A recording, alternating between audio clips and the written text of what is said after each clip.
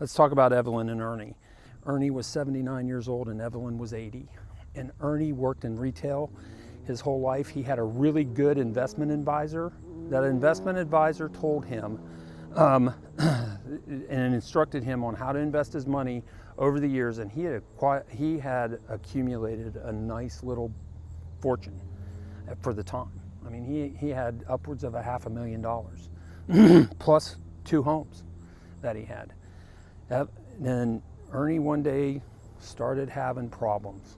And the problems that he has wasn't that he wasn't able to dress himself, wasn't that he wasn't able to, eat. He could still do it. He could still go to the bathroom. He started having emotional problems. His dementia started with not being able to control his emotions. And he became violent with his wife, Evelyn. Evelyn had no choice.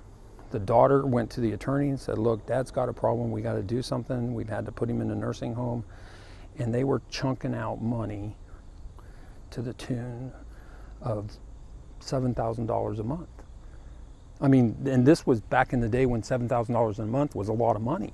I've been at this a while, this isn't something that's new to me.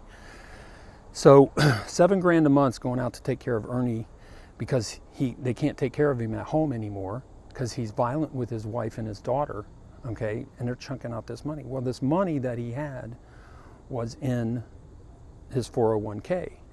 Well, 401ks are great. They're wonderful. But every dollar that you take out of it, what happens?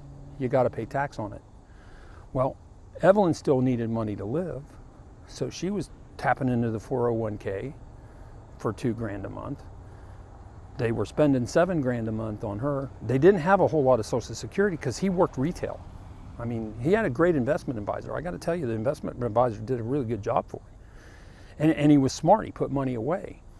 But then he starts taking it out. Well, if you do the math on it, when you start taking out $10,000 a month, that's $100,000 a year. Put him in a 28% tax bracket. So $100,000 comes out the first year. The next year they have a $28,000 tax. These are round numbers. $28,000 tax bill. So they take the money out of the 401k. Well, they got to pay tax on that and the $100,000 for the next year. 3.5 years later, they're broke. They have no money left. It's gone. That was not Ernie's intention. Ernie's intention was to spend it on his family. That's why he put the money aside. Evelyn said to me, the reason we did this was so that we would be able to enjoy our retirement.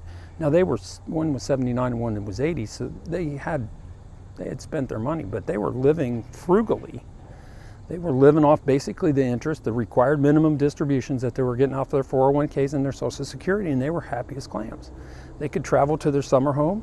They could go to their winter home in town. Didn't have an issue. And within a 3.5 year period of time, poof, it's gone. Nothing left. You may think that I can self-insure. I have plenty of money that if this happens to me, I'm going to be able to take care of it. Well, that's true, you are, for a period of time, and then your family's going to be broke. And none of the money that you saved is going to be a legacy to you or your family, and you're not going to be able to enjoy the money that you had. You can't go on the trip. You can't pay for the car for the graduation party. You can't pay for the wedding for your granddaughter. You can't, pay for whatever, the trip to Disneyland or whatever it is that you want to do to have fun with your money, which is the whole reason why you saved it to begin with. You didn't save the money so you can go to a nursing home. That's not why you did it. So there's a bunch of different options out there that you can do to solve your long-term care issue. What we're going to do here today is we're going to talk about what your options are and to find a better way for you. A lot of people think, well, why should I take money and set it aside, or why should I have to take money and set it aside, big chunks of money, and set it aside to make sure of something that may or may not happen to me? Why can't I just go take that money and, take the grandkids to Disneyland, or go on a boat cruise up and down the Rhine River in Europe, or enjoy life, take a tour throughout the United States, go to Hawaii, whatever your particular desire is. You want to be able to spend the money that you have rather than saying, oh, I got to set that money aside and just let it sit there, kind of sequestered and in a lockbox so that I don't have any kind of issue, if I have an issue with long-term care, my family's going to be taken care of. And it puts a lot of limits on what it is that you're going to do. There's a lot of different ways you can cover your long-term care needs. A couple statistics that's real important. 70% of the people over the age of 65 need long-term care at some point in time in their life. It might be for a month, it might be for 15 years, but they're going to need it. Some of them get it in the home, some of them get it in an adult facility, some of them get it in a full-blown nursing home, and sometimes it's all three. The point is that you end up putting your life and your assets into some other form to cover your long-term care requirements at some point in time. You can cover it a lot of different ways. You can self-insure, okay? And if you do nothing, that's exactly what you're doing. You're self-insuring. You're saying, whatever money's left, that's what we're gonna do. The money that's left, that's what we're gonna take care of. And if there's anything left for my kids, God bless them. If not, then that's okay too.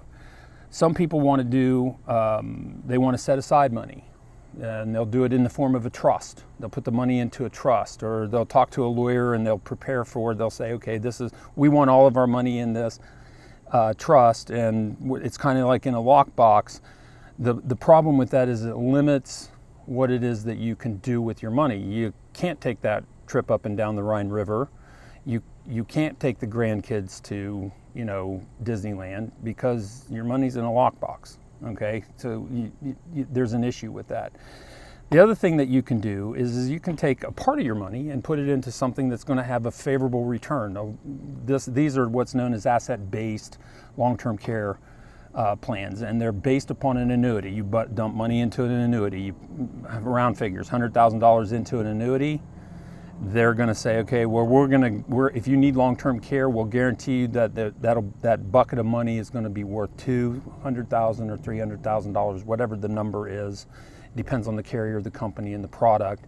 But the point is that they're going to do that if you get long-term care. If you don't get long-term care, then when you pass away, they're going to give you a little interest rate on your money that you had put in, but you're not going to get any kind of big return on your money. If you live for a long period of time in a long-term care situation, you run out of money also. That's the other issue with that. Then there's what's called an asset-based hybrid program, which is essentially a traditional long-term care policy, which has a return of premium or cash value to it. So you have a long-term care policy that is, okay, well, if you go into a long-term care situation, it's going to pay this bucket of money. If you run into a situation where that doesn't last very long, or if you have a situation where you don't use it at all, you pass away in the middle of the night when you're 90 years old, they give you essentially your money back or a little bit more than your money back. And if you ever decide that you want any money out of it, you have the right to take some of it out of it. It puts limits on the policy, but that's that. The other thing that you can do is buy what's called a traditional long-term care policy. A traditional long-term care policy, first of all, they're kind of expensive, and it's because long-term care is expensive. Okay, and second of all is as that population that has those policies ages, the premiums go up. They increase over time, and you have a choice. I'm not going to have this policy anymore, or I pay the premium. Okay, and you get into a situation where you maybe can't afford it anymore. And you don't get anything back. It's a use it or lose it situation. You're either going to use this policy in the form of long-term care or you're not. And a lot of people ask the question, and it's legit. What happens if I just pass away or I don't live in a nursing home for more than 3 or 4 months? I paid all this money into this plan and my family gets nothing out of it. Okay, that's a traditional long-term care policies. There are also policies that are called recovery care policies. And recovery care policies are a bucket of money that is only designed to last for about a year. That's all. And it gives you time to figure out what you're going to do. It's kind of a stopgap measure. It's kind of like, okay, well, if I can't get anything else, this is what I really need to kind of start with just to make sure my bases are covered. And a lot of times those types of plans are good so that your family can kind of figure out what's going on. The problem with them is you got a year to do it.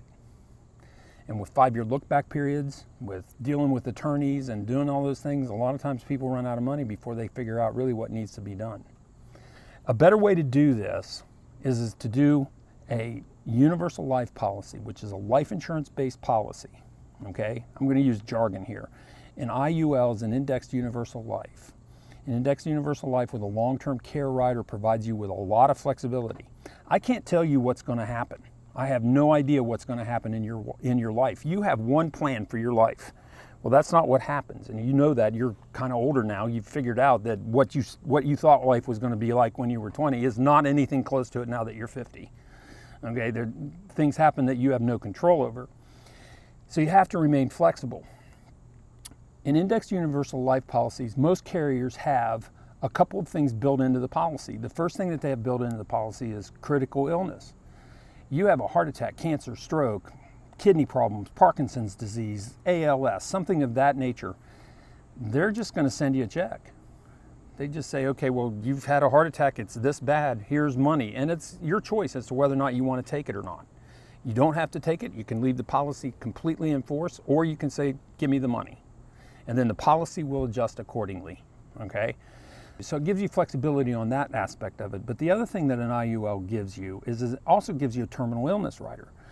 So you have a terminal illness where something doesn't matter. You're 80 years old and they tell you you have some terminal illness, you're going to die within the next, they'll write you a check for up to 90%. Most carriers it's 90%.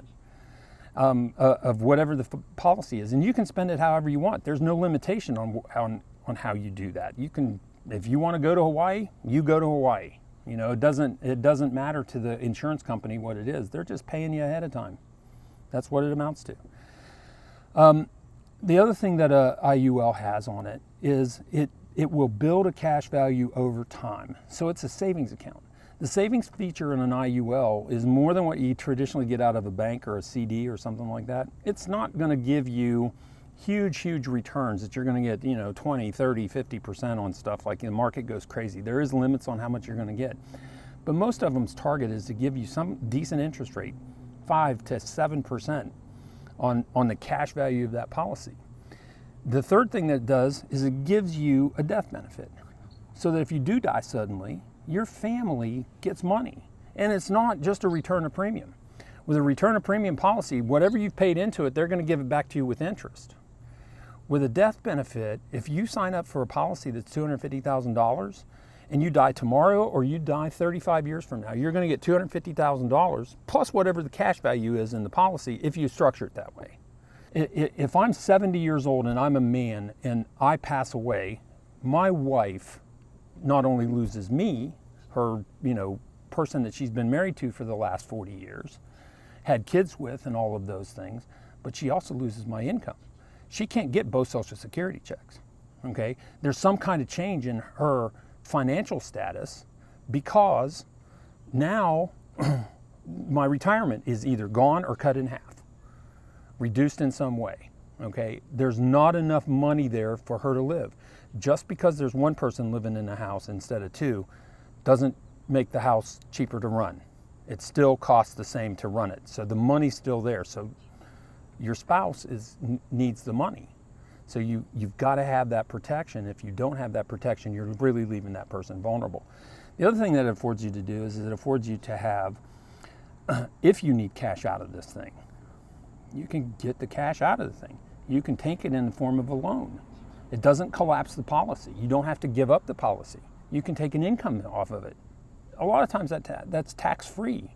That's real important. Sometimes, you have something, your 401k, you've had your 401k for all these years and now it's gone because you've exhausted it, okay? And you need money to come in. So you want that money to come in. So, well, now you've got a cash asset built up into a long-term care or into a IUL. And in that IUL, you can start drawing that money down, okay? Yeah, it's going to affect the policy, but it's not going to be near as dramatic, and it's going to keep the lights on.